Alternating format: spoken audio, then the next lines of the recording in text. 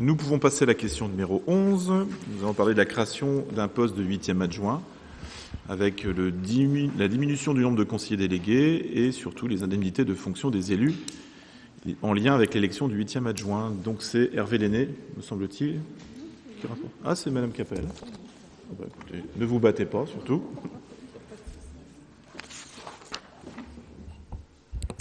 Alors, création d'un poste de 8e adjoint, diminution du nombre de conseillers délégués et indemnité de fonction des élus et élection du 8e adjoint. Bon, c'est une petite répétition. Les élus de la majorité ont décidé d'opérer une modification donc des indemnités de fonction. Il est donc proposé que le maire voie son indemnité baisser, passant de 55% à 45% de l'indice brut 1022, majoré de 20% pour les communes chefs-lieux d'arrondissement, soit de 2 554,62 € à 2 090,14 € brut. L'indemnité des adjoints au maire serait modifiée en distinguant deux situations.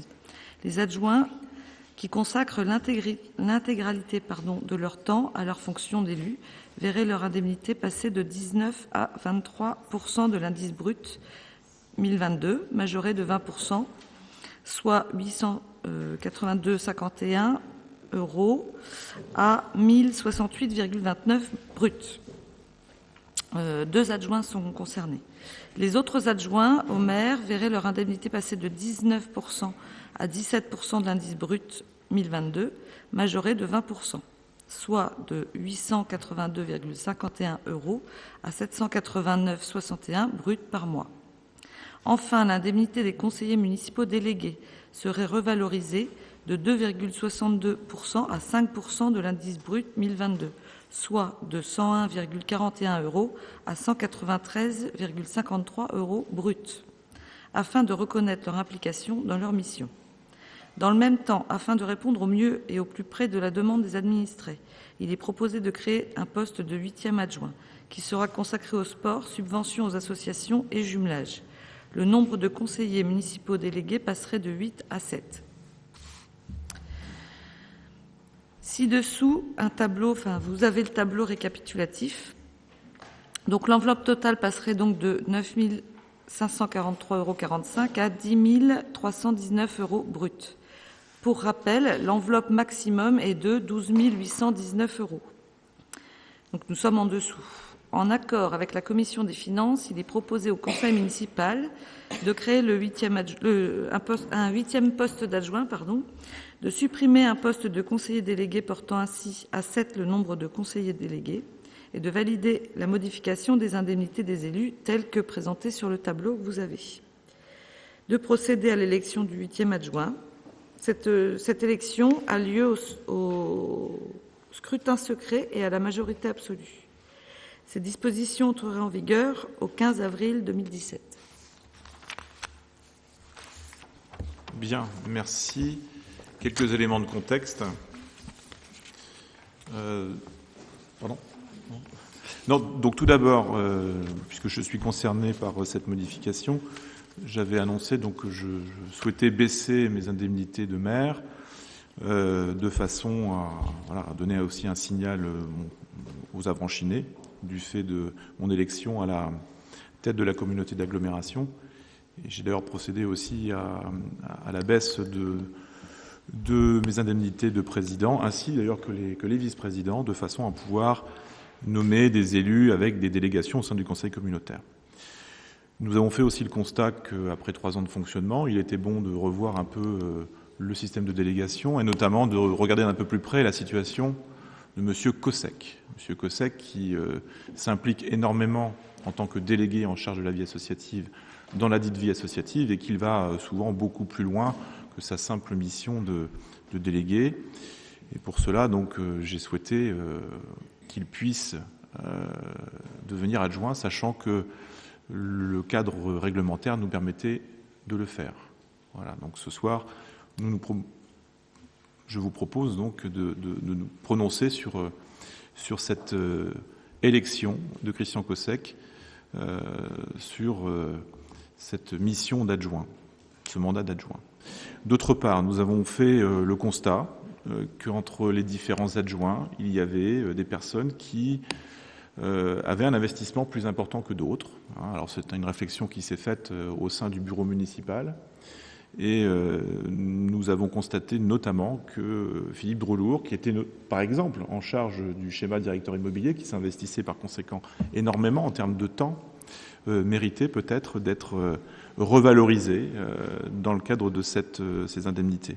Et il en est de même pour Madame Cochat, qui, notamment dans le domaine de la sécurité, et dans le cadre aussi de ses activités au sein du CLSPD, pouvait bénéficier d'une légère hausse qui se traduit également par la baisse des indemnités d'autres adjoints, il faut le dire.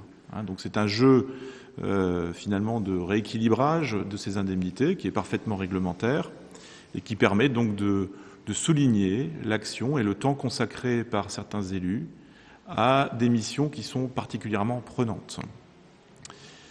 Tout ça se fait bien évidemment dans l'enveloppe légale qui est allouée à notre commune, et j'ai même envie de dire toujours en deçà du maximum dont nous pourrions disposer si nous le souhaitions. Donc c'est certes une légère hausse des indemnités versées aux élus de notre conseil municipal, mais qui reste en deçà, comme nous l'avions souhaité dès 2014, de l'enveloppe globale qui est prévue pour le fonctionnement indemnitaire de notre collectivité par le CGCT. Néanmoins, la parole est à l'Assemblée, et si certaines personnes veulent intervenir pour des compléments d'information, elles sont les bienvenues. Monsieur Morazin. Oui, monsieur le maire, je vous ai bien entendu. Donc, si je vous comprends bien, vous organisez un changement de chaise musicale à l'occasion d'un redéploiement de votre équipe. Je crois que vous aviez, lors de la campagne municipale, vous étiez engagé à être maire à temps plein.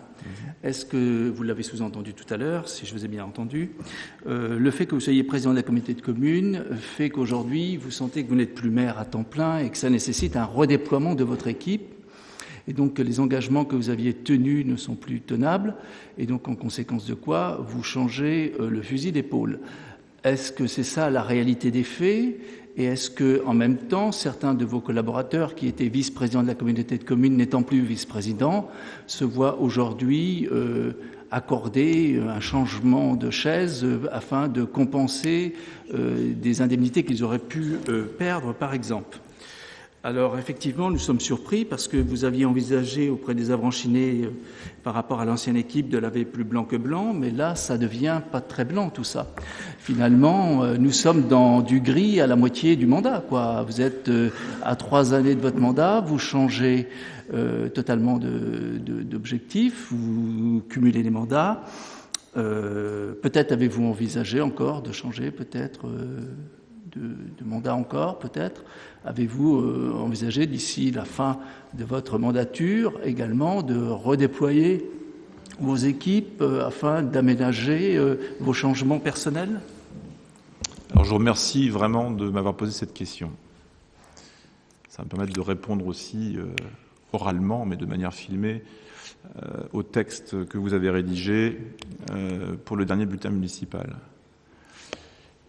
Je vais vous dire une chose toute simple, mais que vous devriez deviner, puisque vous êtes un fin connaisseur de la vie politique locale, que tout d'abord, cette présidence à la communauté d'agglomération, ce n'est pas moi qui l'ai souhaité. J'ai été choisi par des collègues, les 4 présidents des 5 EPCI qui ont fusionné avec la communauté de communes d'Avranches, pour pouvoir être leur président. Or, je fonctionne à l'échelle communautaire exactement comme à l'échelle du conseil municipal, c'est-à-dire en déléguant. Et mes vice-présidents, dont Peggy Cochat fait partie, peuvent en témoigner. Vous parlez aussi de Philippe Drelour, qui n'a plus de vice-présidence. Sachez qu'il a malgré tout un rôle de délégué en charge de l'habitat. Ce que je constate depuis que je suis président, c'est que nous avons gagné en fluidité, en dialogue, en efficacité.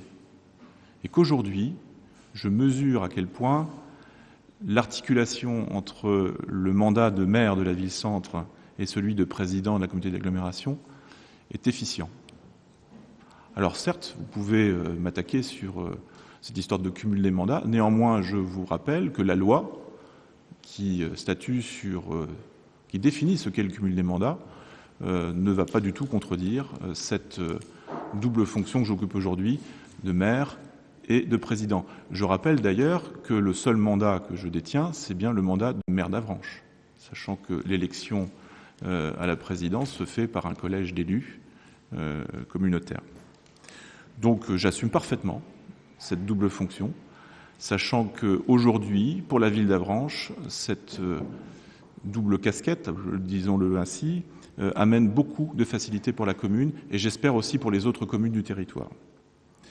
Concernant ce jeu de chaises musicales auquel vous faites allusion, sachez qu'il est quand même relativement minime puisque Christian Cossec était déjà délégué à la vie associative, mais que simplement, en le nommant 8e adjoint, nous lui permettons d'avoir non seulement une certaine reconnaissance, mais plus de temps à consacrer à cette vie associative qui réclame une attention toute particulière.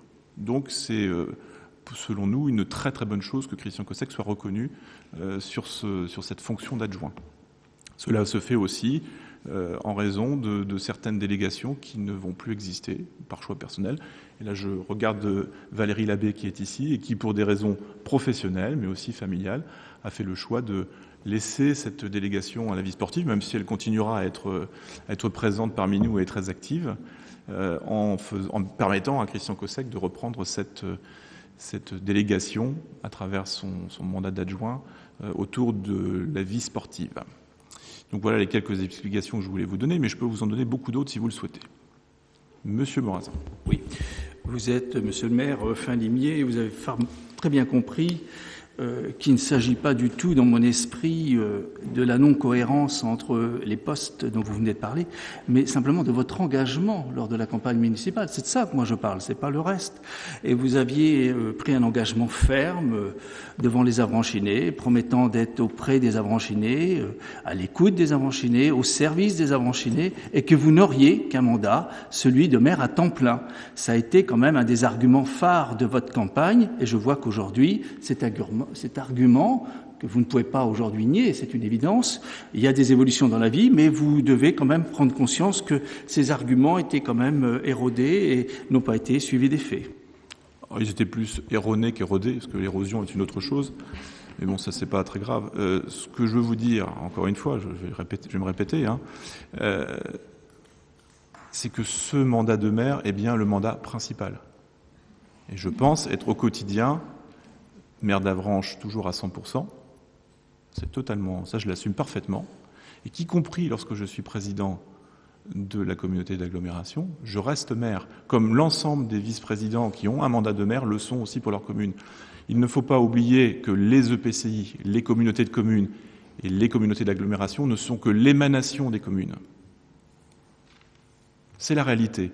Donc, lorsqu'on est maire de sa commune et lorsqu'on appartient au conseil communautaire, on reste maire de sa commune. Et on fait vivre sa commune à travers l'assemblée communautaire.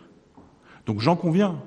Lorsque j'avais annoncé que je serais maire à 100%, je n'imaginais pas avoir le besoin, au milieu du mandat, de prendre cette présidence. Je ne pensais pas que les autres élus communautaires, en tout cas ceux qui étaient à la tête de ces communautés de communes avec lesquelles nous avons fusionné, allaient m'encourager à le devenir. Je ne vais pas dire que je suis devenu président malgré moi, mais je suis devenu président parce qu'on m'a encouragé à le devenir, y compris l'équipe de la majorité municipale. Donc j'assume parfaitement ce choix, qui est certes le mien, mais qui est aussi le choix de beaucoup d'élus du Sud-Manche et de mes collègues de la majorité municipale. Et monsieur le maire, je comprends très bien vos arguments. Merci. Ce que je soulève, c'est vos engagements et la réalité des faits aujourd'hui. Ne me dites surtout pas « je suis maire à temps plein », ça m'inquiéterait pour la communauté de communes, puisque vu la charge de travail que c'est une charge considérable. J'ai été délégué communautaire, je sais très bien ce qu'un président et ses vice-présidents ont comme charge. Surtout que la communauté de communes a été très élargie et que les conséquences ne sont pas moindres. Au contraire, puisqu'il faut réaliser un travail de mise en place qui est considérable. Ne me laissez pas prendre des vessies pour des lanternes. Vous ne pouvez difficilement être maire d'Avranches à temps plein, vu la charge de la présidence, si vous êtes, et je le pense, président à temps plein. Donc effectivement, la charge de travail est considérable. Et il y a là quand même une inquiétude. Alors, tout dépend de la façon dont vous concevez l'action publique. Si vous fonctionnez sur un système de délégation qui est réel, si vous faites véritablement confiance à vos collègues au sein du bureau, et j'ai souhaité précisément que ce bureau communautaire soit élargi avec 12 élus qui ont aujourd'hui des délégations bien précises, eh bien, je peux vous assurer que les choses fonctionnent très différemment qu'un conseil communautaire piloté par une seule ou 2 ou 3 personnes. Tout est une question d'organisation et de distribution des compétences. C'est exactement comme au sein de ce conseil municipal. J'espère que, vu la tâche que c'est et la charge et les équipes qui sont intégrées dans cette affaire, il n'y aura pas de déconvenues dans les années à venir. Eh bien, écoutez, je vais vous faire une réponse toute simple. Alors, il y a Madame Leroy qui veut prendre la parole, je lui donne dans quelques instants. Ce seront les électeurs qui jugeront. Voilà ce que je peux vous dire. Madame Leroy. Oui, simplement par rapport à cette création de poste, je tiens à ce que vous précisiez que c'est le poste d'un 8e adjoint et qu'il n'est pas nominatif, c'est quel que soit le vote, c'est pas par rapport à une personne, c'est par rapport à un poste. Or, vous dites sans arrêt, c'est M. Goussec, c'est M. Goussec. Nous sommes bien d'accord. Bon, donc je pense que là, ça doit être clair. Mais c'est clair, et il a même été précisé que ce serait au suffrage, autre chose, un bulletin secret. Une réunion de la CLAVAP m'insurgeant un petit peu ou m'interrogeant concernant les travaux qui avaient été faits à l'immeuble de Longré et la maison qui avait été faite à côté de l'immeuble de Longré. Vous m'avez dit, oui, Madame Leroy, je suis d'accord avec vous. Il y a eu quand même, c'est anormal que ces travaux aient lieu comme ça. Vous n'avez qu'à en référer à l'architecte des bâtiments de France. Et aussi, j'ai enlevé une délégation à l'adjoint, je suis désolée, et j'ai enlevé une délégation à l'adjoint chargé de l'urbanisme, justement suite à ça. Donc je voulais savoir, est-ce que vous avez... Je ne suis pas une... Je me souviens très bien des termes parce que je m'étais dit quand même c'est dur vis-à-vis de l'adjoint chargé des travaux de lui enlever une délégation. C'est exactement ce que vous m'avez dit et je confirme. Je n'invente pas, pardon, je n'invente pas. Et donc je voulais savoir si effectivement vous aviez enlevé une délégation ou si vous l'avez remise. Monsieur Drelour, est-ce que je vous ai retiré une délégation ? Non, pas... Non ? Eh bien, écoutez, Philippe, je pense que c'était quelque chose qui était dans l'air du temps, parce que ça m'a été dit. Oh bah, je ne pense pas que je puisse inventer de telles paroles. Moi non plus. Bon. Bien, écoutez, je ne sais que dire. Je ne préfère pas réagir parce que... Je ne préfère pas réagir. Bref. Écoutez, donc, Monsieur Bette. Oui, 2 remarques. La première d'ordre général, moi je trouve assez paradoxal au moment où les compétences des établissements publics de coopération intercommunale s'élargissent et donc au moment où les compétences des communes se réduisent, que l'on augmente le nombre des adjoints d'une commune. C'est l'inverse qui devrait se produire. C'est la pure logique et le pur bon sens. Et la seconde remarque, c'est que on a bien entendu vos explications, vos arguments, je pourrais dire plutôt vos arguties, mais ça ne convainc personne. Ça ne convainc personne. Tout le monde sait que cette proposition faite ce soir vient effectivement, comme l'a indiqué M. Morazin, du fait que vous n'avez pas respecté un engagement que vous aviez pris, pas verbalement, par écrit, en indiquant que vous ne solliciteriez aucun autre mandat que celui de maire. Les Avranchinais l'ont cru, ont cru à une promesse, mais comme on l'a écrit, les promesses n'engagent sans doute que ceux qui les reçoivent. 3 ans après, vous faites exactement l'inverse. Mais il faut dire clairement les choses. Si vous proposez ce réaménagement, c'est bien parce que vous avez trahi un engagement que vous aviez pris en 2014 de n'avoir qu'un seul mandat et un seul mandat de maire. Vous avez changé complètement d'idée, complètement de pratique. Je voudrais vous dire au passage, et je défie quelques vice-présidents que ce soit de l'ancienne communauté de communes Avranches-Mont-Saint-Michel, et il y en a au moins 2 qui sont ici ce soir, que dans l'ancienne communauté de communes d'Avranches-Mont-Saint-Michel, les vice-présidents avaient une totale liberté de manœuvre. Et moi aussi je délègue, et moi aussi je fais confiance. Oui, mais vous pouvez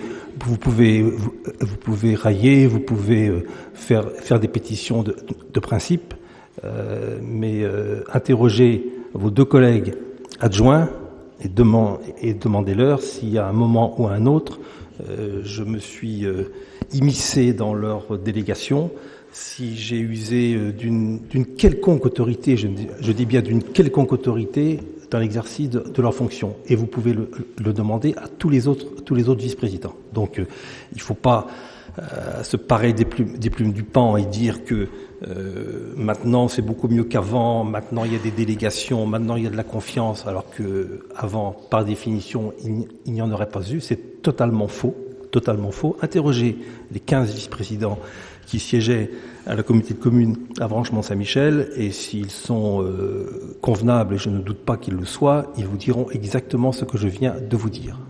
Écoutez, En tout état de cause, la proposition qui nous est faite ce soir est la conséquence directe du non-respect d'un engagement qui avait été pris pendant la campagne électorale de 2014.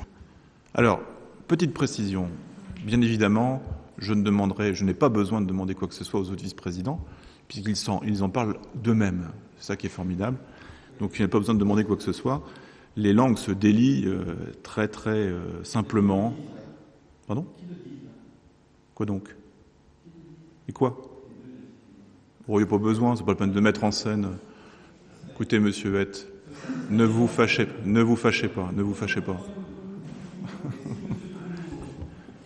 Ou Madame Cochat peuvent, puisque vous insistez sur ce terrain. Mais il n'y a pas que, il y en a beaucoup d'autres. Si Monsieur Droulour ou Madame Cochat peuvent dire publiquement ici ce soir que je suis intervenu auprès d'eux dans l'exercice de leur fonction, de leur mission de vice-président, qu'ils le disent. Avec un exemple précis. Je crois que ce n'est...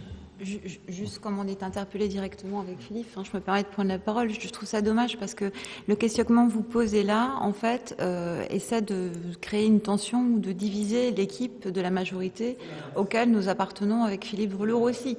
Non, on n'a pas. Je trouve que c'est un propos plutôt polémique. On va pas rentrer. On n'a pas à régler des comptes ou à faire le bilan d'une mandature passée. Donc, si nous avions des choses à vous dire, Monsieur Hett, nous les aurions dit avant de les dire publiquement également. Donc, si vous voulez, nous pourrons en discuter d'abord avec vous-même, avant peut-être de se prononcer publiquement, si c'est ce que vous souhaitez. Mais en tout cas, là, lancer ce débat-là, je pense que c'était pas du tout le propos. Madame Cochat, il ne s'agit nullement, dans mon esprit, de créer une tension. C'est exactement l'inverse, c'est-à-dire de faire de l'apaisement. Voilà.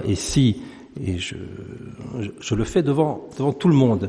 Si ou M. Droulour ou Mme Cochat peuvent citer un exemple dans l'exercice de leur mission ou de leur fonction précédente de vice-président de la communauté de communes d'Avranches-Mont-Saint-Michel, où j'aurais usé d'autorité, où je leur ai interdit de faire telle ou telle chose, qu'ils le disent publiquement.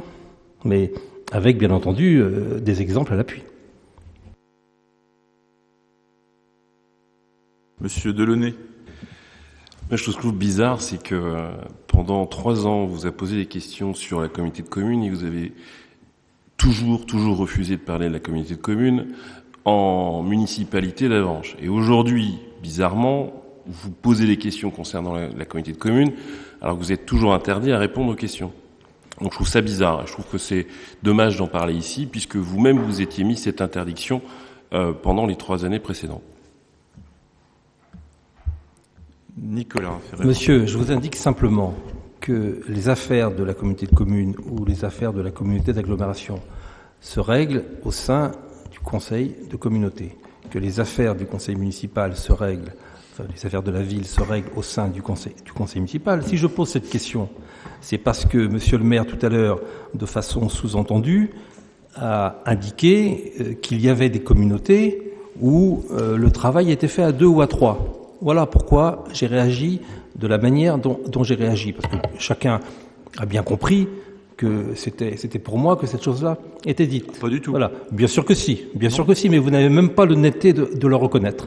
Donc c'est ce qui m'a fait demander aux 2 anciens vice-présidents de l'ancienne communauté de communes Avranches-Mont-Saint-Michel de préciser les choses. Il ne s'agit pas de traiter les affaires d'une communauté de communes qui d'ailleurs n'existe plus.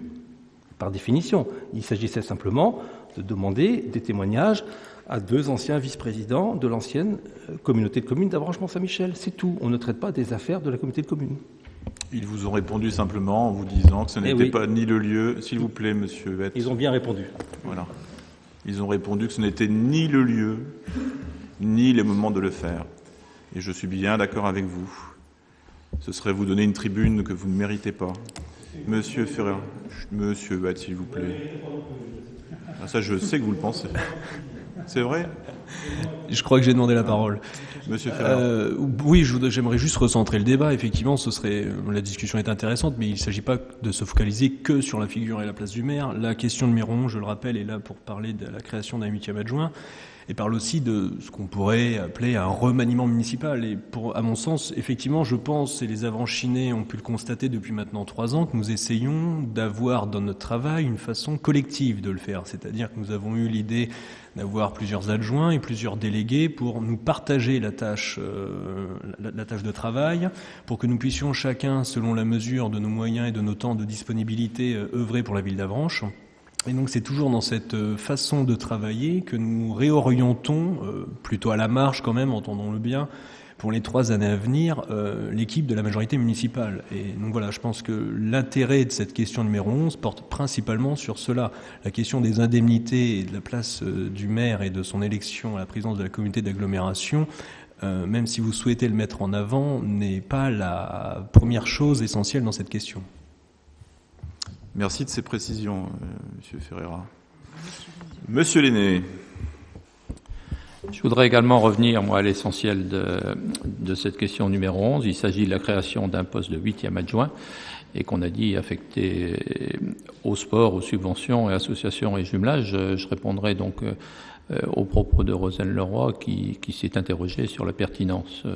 Eh bien oui, moi je suis très heureux, je me flatte que le sport soit représenté par un adjoint. Le sport mérite, à Avranches, le sport mérite un adjoint de plein office. Une délégation était intéressante, mais on s'aperçoit que le travail de délégué au sport est un travail très, très important, qui demande beaucoup de temps, beaucoup de disponibilité. Et je ne doute pas un seul instant que Christian Cossec sera l'homme idoine, sera compétent pour exercer cette fonction d'adjoint au sport. Mais encore une fois, je me réjouis que le sport soit représenté par un adjoint. Alors, est-ce que Christian Cossec est candidat ? Oui.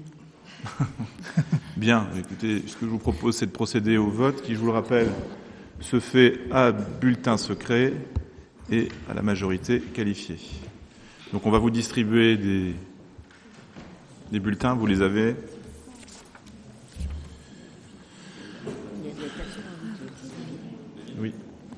Oui, il y a 4... Oui. Donc avant de procéder au vote, donc on vous distribue les bulletins. Il y a plusieurs points dans la question. Donc tout d'abord, premièrement, pour la création du 8e poste d'adjoint. Deuxièmement, de supprimer un poste de conseiller délégué portant ainsi à 7 le nombre de conseillers délégués. Et troisièmement, de valider la modification des indemnités des élus telles que présentées ci-dessous. Donc je vous propose de voter point par point. Donc pour la création du poste de 8e adjoint, qui est pour ?